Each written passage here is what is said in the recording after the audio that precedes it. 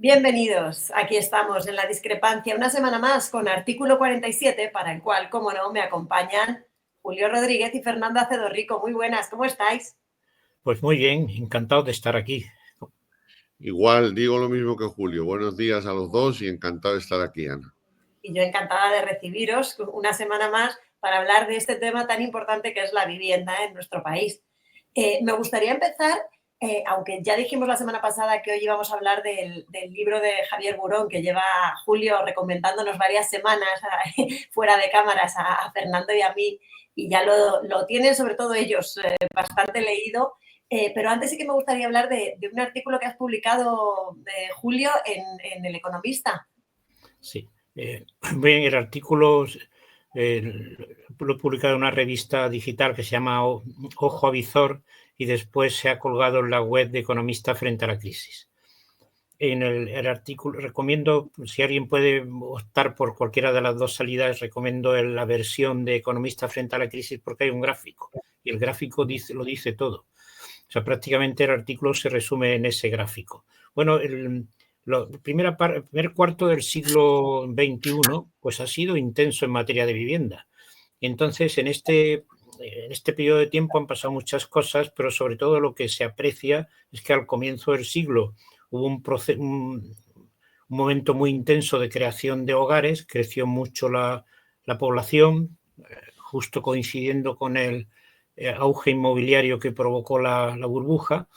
Después hubo una recesión importante, una panza en la curva, y luego a final del cuarto del siglo, concretamente entre el año 20 y el año 24, ha habido otra vez una aceleración importante del número de hogares. De forma que en conjunto llevamos 4 o 5 años en los cuales el número de hogares supera con mucho las viviendas terminadas, lo cual da pie sobre todo a los partidarios de que todo esto se resuelve aumentando la oferta y tienen parte de justificación, que se construya más. Sin embargo, se aprecia, viendo ya lo que ha sucedido en el año 2024, que el ritmo de creación de hogares se ha desacelerado, no ha sido tan intenso como en años anteriores, que estuvo por encima de los 200.000, este año ha estado en 180.000, y también, por otra parte, que comienza a reaccionar la oferta de vivienda. Es decir, que mientras que hemos estado varios años que no pasaba de 100.000 las viviendas que se iniciaban, ya en el año 2024 se iniciaron 127.000 y en el año 25 tenemos datos solamente de 2 meses y crecen un 8%. Esto significaría pues unas 135 a 140.000 viviendas iniciadas este año. Bueno, esto es un dato positivo porque de alguna manera si se desacelera algo el ritmo de creación de hogares, esto significará que la presión de la demanda sobre la oferta, sobre todo de viviendas de alquiler, se reducirá y también parece que la construcción residencial, que se ha encontrado con varios problemas, entre ellos falta de mano de obra, carestía y escasez de los materiales, pues parece que empieza a reaccionar y que podemos acercarnos a cifras ya más próximas a lo que justifica el ritmo de creación de hogares en España. En todo caso, termino el artículo diciendo que efectivamente hay que construir, pero que la sobreoferta a toda costa no es la clave del problema, puesto que gran parte de los hogares que necesitan vivienda pues no pueden acceder a los precios y que es importante construir, pero es importante construir viviendas que sean asequibles para este segmento de la población que en este momento lo está pasando muy mal en lo que se refiere al acceso a la vivienda. Fernando, ¿hay sobreoferta ¿hay sobreoferta de vivienda? No. Yo creo que ahora lo que hay es una falta de vivienda. Lo que pasa que, Ana, a mí una persona del programa de La Sexta que hablábamos antes, que me gustó mucho el sábado pasado, era un chico de 31 años que hablaba con mucha sensatez, mucho sentido común, muy pausado, y que se había dedicado a comprar inmuebles, ¿no? No como algo negativo, sino como algo realmente positivo, porque él tenía interés en comprar inmuebles. Ahora bien, el chico, muy sensato, vino a decir los precios por los que lo estaba comprando y evidentemente eran unos precios que nada tenían que ver ni con Madrid, ni con Barcelona, ni con Málaga. Además, él decía que había comprado en Albacete a 1.500 euros el metro cuadrado, que había comprado en Valencia, pero no en Valencia capital, en un pueblo cercano, también a unos 1.000 y pico el metro cuadrado. Y bueno, me hizo reflexionar que probablemente a un corto plazo quizás la solución para el problema de la vivienda radique en perder un poco la focalización de las compras necesariamente en Madrid, Barcelona, Málaga, capitales, ¿no? Es decir, ir un poco a unos segundos cinturones o terceros cinturones en los que evidentemente la vivienda es mucho más barata y hay unos medios de comunicación muy buenos, ¿no? Os recomiendo, si queréis os lo mando, un artículo que ayer en El País Negocios saca Sandra López de Letón, muy interesante, comparando Madrid, por ejemplo, con Toledo, con Ciudad Real, con Cuenca, donde están entre los 1.100, 1.200 que puede estar en Ciudad Real, que siempre suele ser la provincia más barata, 1.500 que pueden estar en Cuenca, a 1.600, 700 que estaban en Toledo, a 25 minutos en AVE desde Madrid, ¿no?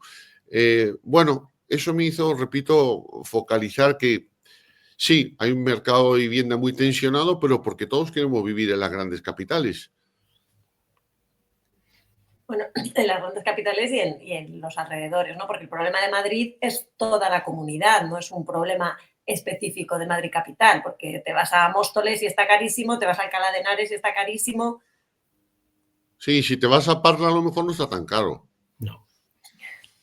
Claro, es que estamos, mira, yo siempre recuerdo al alcalde Álvarez del Manzano, cuando siempre se hablaba de las ciudades, ¿no? Entonces, en el hemisferio norte del mundo, el globo terráqueo, la parte, digamos, más potentada suele estar en el norte de las ciudades.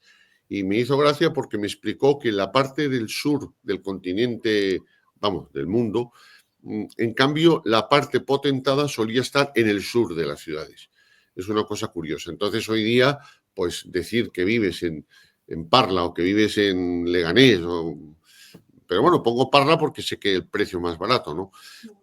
Y yo creo que no pasa nada. Yo es que creo que hay que superar, si queremos dar una solución habitacional, superar algunos complejos, ¿no? El chico este, a mí, yo no sé si Julio lo oyó, me pareció muy sensato y bueno, y además defendió que él compraba las viviendas, sabía que en las grandes capitales no podía invertir, pero es que sí invertía en municipios cercanos y que en esos municipios cercanos, bueno, incluso habló de Albacete, que no es un municipio cercano, sino una capital, pero habló de 1.500, 1.800 euros el metro cuadrado. Julio, vamos a ubicar el programa del que habla Fernando, también tiene como protagonista a Javier Burón. ¿Tú escuchaste a este chico que invierte no en las grandes ciudades, sino en donde el precio es más asequible? Sí, le escuché y además también leí el artículo de Sandra López Burón, me parece llama, en el país. Sí, en el País de ayer, sí. Bueno, yo creo que es razonable que la oferta de vivienda se extienda, sepamos que no tenga que estar tan metida dentro de las ciudades, pero también la cuestión es que la demanda de empleo es muy importante, la existencia de puestos de trabajo es lo que atrae también a la población, porque lo ideal es que la población estuviera mucho más distribuida, no tan concentrada como tiene viso de concentrarse ahora en las zonas turísticas junto a Madrid y Barcelona. Bueno, la observación que yo haría es que sería bueno favorecer los transportes públicos, porque en estos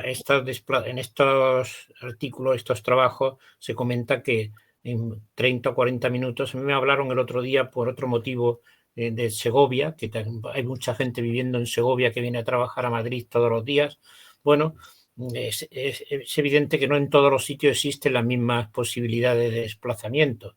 Es decir, que dentro de la política de vivienda, la política de transporte público yo creo que debe ocupar un papel importante, porque esto permite que la gente pues, pueda vivir a más distancia y huir de la excesiva concentración de población que existen en algunas ciudades.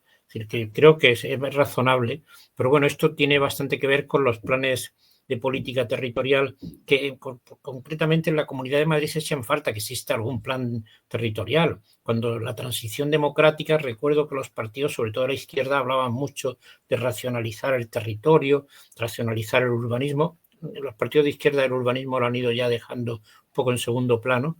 La derecha está en el sitio que ha estado siempre, no. Y en este momento, sin embargo, pues, se echan falta en Madrid que haya un plan territorial que de alguna forma racionalice la distribución de la población y contribuya también con esos planes a que los transportes públicos pues se refuercen, porque no en todas partes, por ejemplo, yo aquí en Pozuelo tengo tren de cercanías para ir a Madrid. No es que el tren de cercanías últimamente da muchos disgustos, pero bueno, se puede contar con él. Pero hay otras ciudades que quedan mucho más desconectadas de Madrid, aunque hay autobuses que complementan allí donde no hay tren. Pero creo que se puede hacer todavía más en mejora de los transportes públicos para facilitar que la construcción de vivienda no se concentre en exceso en las grandes ciudades y además, sobre todo, porque esto haría que se pueda acceder a vivienda a precios mucho más razonables que los que tenemos ahora en este momento, aunque es evidente que cuando llega el metro, llega el transporte público a un sitio, lo primero que sube es la vivienda, porque estamos en un contexto general de tensión de demanda ligado al fenómeno que yo dije antes, que en el primer cuarto de siglo en España se han creado muchos más hogares que viviendas se han terminado, y esto pues ya a partir del año de 21 al 25 esto es una tensión tremenda, es decir, que hay una tensión muy importante que conviene descongestionarla de alguna forma. Cuando hablas de la racionalización del territorio y cuando hablas del transporte público, a mí no me queda otra que pensar en todas esas horas que pasamos precisamente en Madrid, en el coche o en el transporte público, pero ¿quién dentro de Madrid tarda menos de 1 hora en llegar a su trabajo? Y al final esto es tiempo que pierdes, pero es que si te vas a otra ciudad, si te vas a Illescas, todavía pierdes más. Entonces, aparte del transporte, ¿no habría que repensarse los trabajos? No lo sé. Es que a mí esto ya me hace que me explote la cabeza, Fernando. ¿Qué crees?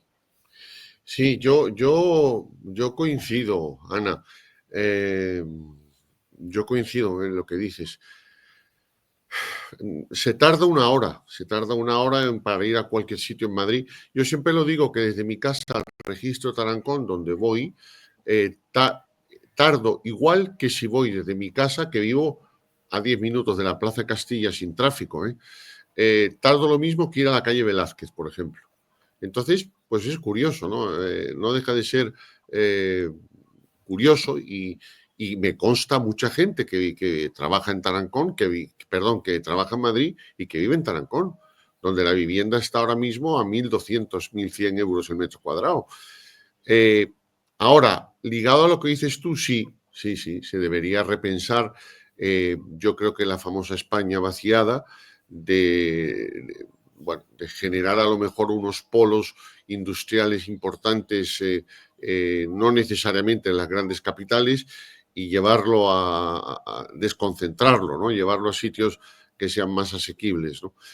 Me parece bien. Dejo en el aire porque no tengo capacidad de valorar lo del teletrabajo, ¿no? Ayer hablaba con un amigo de mi hijo que me dejó realmente sorprendido porque trabajaba en el Banco de Santander, bueno, con un buen puesto y demás, pero todo era teletrabajo, todo.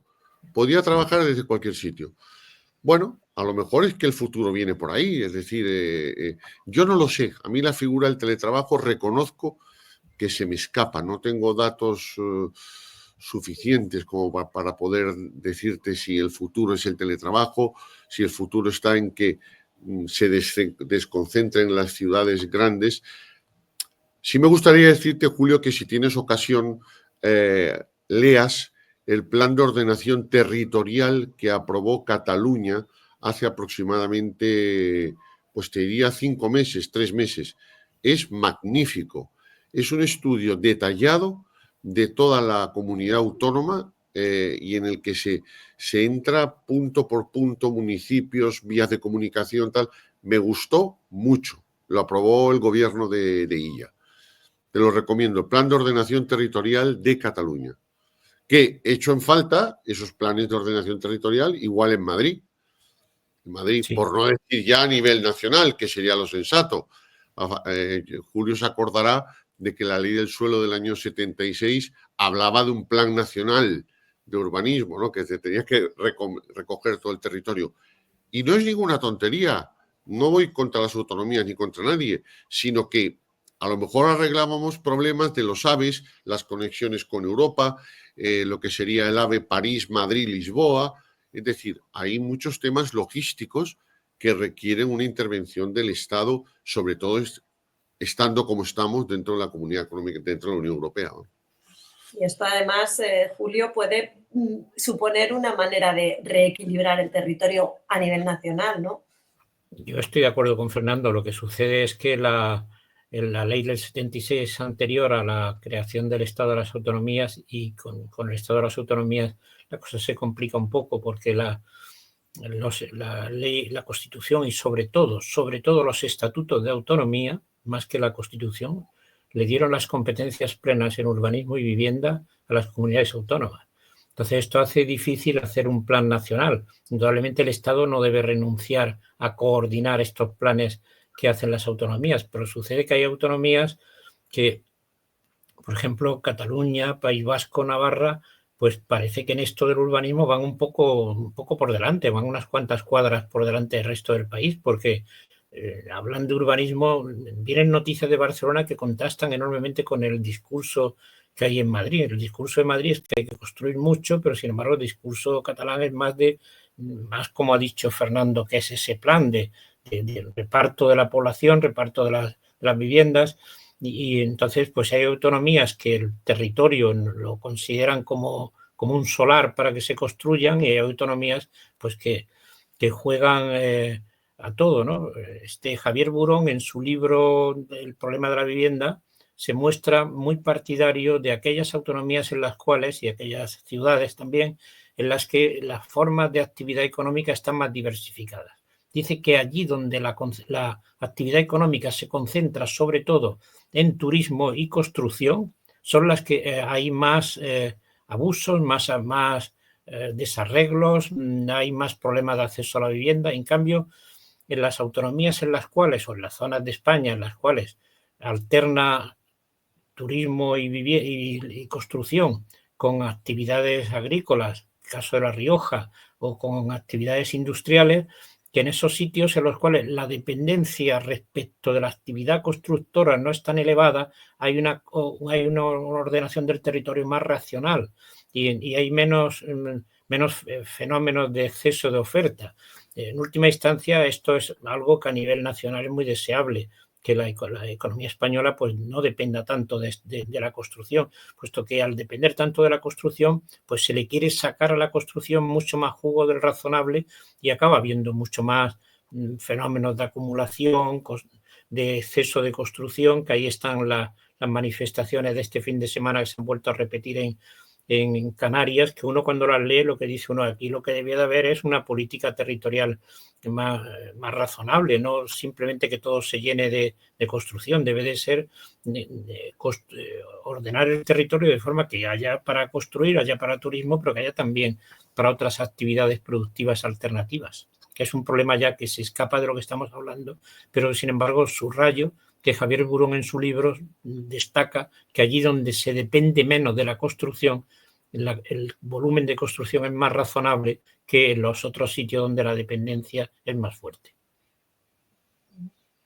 Fernando, gracias a que Julio nos ha retomado el nombre de Javier Burón, que era el tema del que íbamos a hablar hoy, aunque de soslayo lo estábamos tratando, que al final es lo mismo.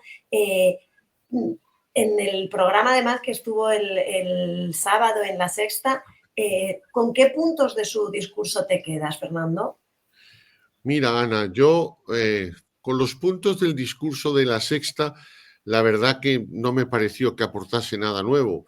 Hablaba de la colaboración público-privada. Yo creo que es muy discutible. Yo creo que lo público tiene que ir por lo público y lo privado por lo privado, ¿no? Pero hablando del libro de Javier Burón, que me he leído la mitad, me gustaría resaltar algo que, bueno, se lo oigo escribir por primera vez a una persona que fue una realidad, que es la etapa de los años 60 y la vivienda. Y entonces Javier Burón hace un estudio, la verdad que francamente bueno, de esa etapa, donde dice que si ahora estamos dedicando el 2% del Producto Interior Bruto a construir vivienda, en la época de los años 60 se destinaba el 12% a construir viviendas. Lo dice Javier, no lo digo yo. Se dedicaban muchas más viviendas a propiedad que a alquiler. Y luego da un dato que yo creo que es importante, que ayudó mucho a consolidar una clase media en España, que luego ha sido el germen, bueno, de muchos de los desarrollos sociales, urbanísticos, económicos que se han producido desde la época de la transición, ¿no? Pero me quedo con el dato de que del 2% que se hace ahora, Javier habla del 12% en los años 60, ¿no?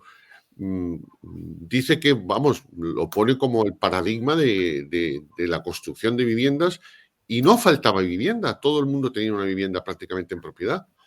Entonces, yo ese dato lo dejo ahí, es decir, lo dice él, coincido con él, porque la verdad que lo viví en el ayuntamiento, porque arrastrábamos todos aquellos restos del IPPV, del INV, de zonas devastadas, de todo aquello, y la verdad, las colonias municipales con el acceso diferido a la propiedad, que ya no son de los años 60, que son de los años 30, pues Salud y Ahorro, bueno, luego le cambiaron el nombre de Girón, da igual, pero son unos chalés preciosos que están en el barrio de Usera, y yo me iba ahí con Goyo y Alfredo, con los presidentes de la asociación de vecinos, a tomarme a comer con ellos, ¿no?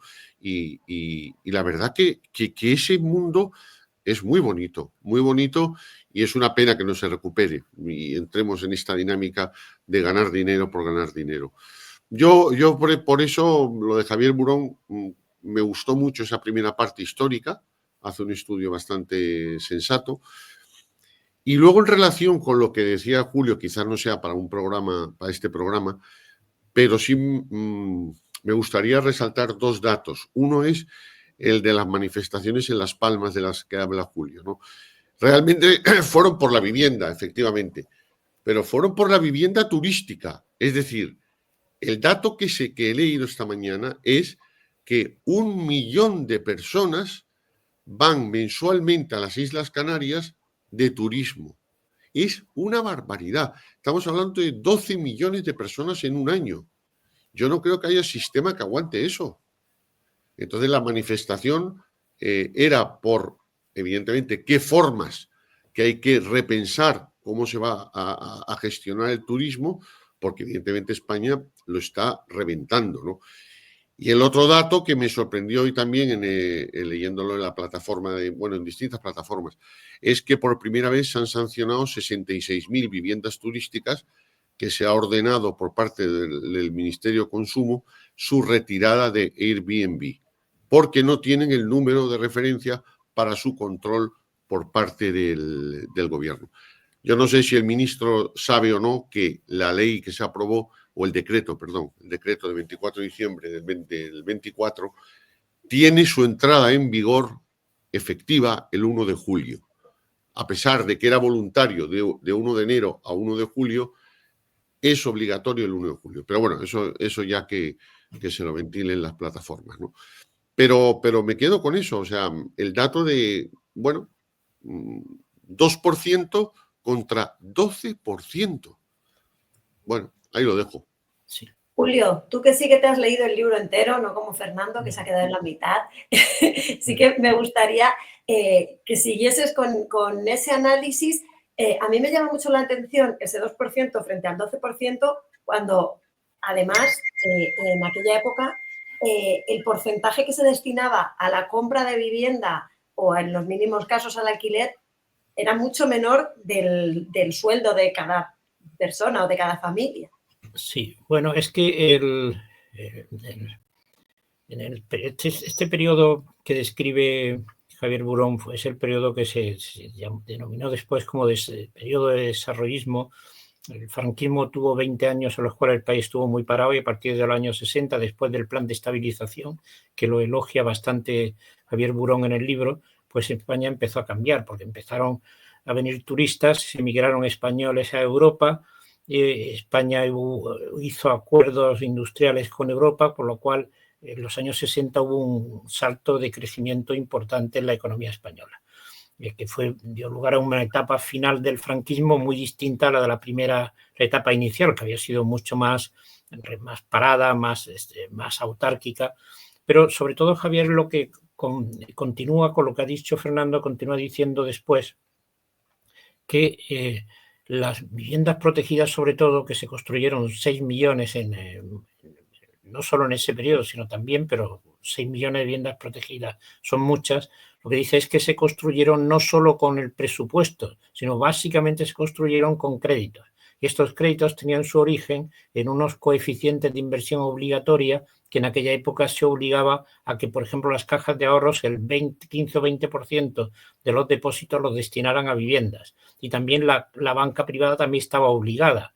Por lo tanto, fueron las cajas de ahorros y el crédito oficial, el banco hipotecario, fueron los que construyeron las viviendas protegidas de aquel tiempo. Es decir, que aunque es verdad que en aquel momento la parte del presupuesto general del Estado destinado a vivienda era alto, pero sin embargo no fue eso lo que permitió construir tanta vivienda protegida. Fue sobre todo estos circuitos privilegiados de financiación que se priorizaron y que después han desaparecido, porque ya no hay cajas de ahorros y tampoco existe crédito oficial. Nos queda nada más que el ICO, al cual están cayendo muchas tareas. Pero bueno, es cierto que en aquel tiempo hubo más asignación de recursos a vivienda y que en este momento esta evolución ha sucedido no solo en España, en otros países de Europa Occidental también en aquellos tiempos había mucho más dinero destinado a vivienda.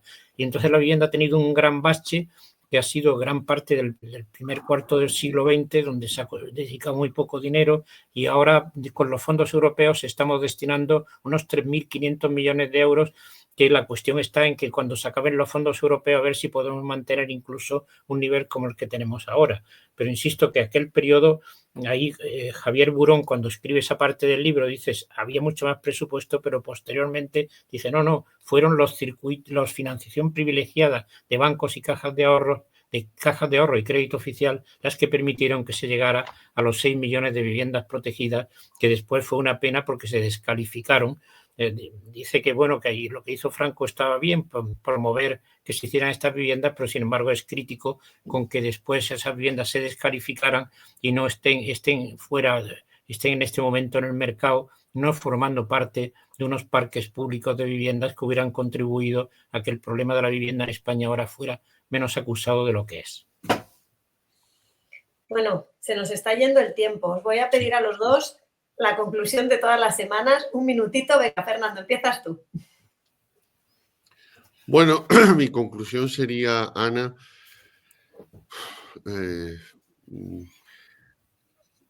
bueno, intentar seguir remando. Es decir, se puede hablar mucho, ¿no? Se puede también preguntar realmente quién hizo desaparecer, ¿no? estos institutos públicos que financiaban la vivienda, donde Julio incluso fue presidente de uno de ellos, ¿no? Yo lo que quiero resaltar es lo de remar, ¿no?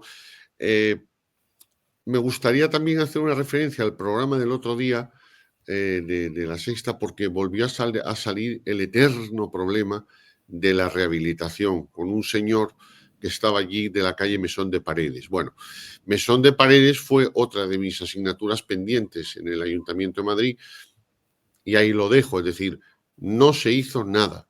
Estuve 15 años y en los 15 años, bueno, pues Mesón de Paredes, no recuerdo exactamente el número, era un solar que teníamos que ir comprando por cachitos y realmente se quedó.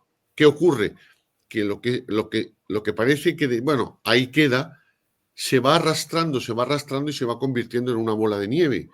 Y luego pasan cosas como la que contaba Julio hace una semana o dos de la calle Tribulete, me parece recordar, o el chico este que aparecía el otro día en el programa con la calle Mesón de Paredes. Entonces, yo creo que tiene que haber una mayor proactividad por parte de la administración para generar lo de siempre. Yo tenía unos gráficos allí para que os hagáis una idea. El 32% del precio de la vivienda es el coste del suelo.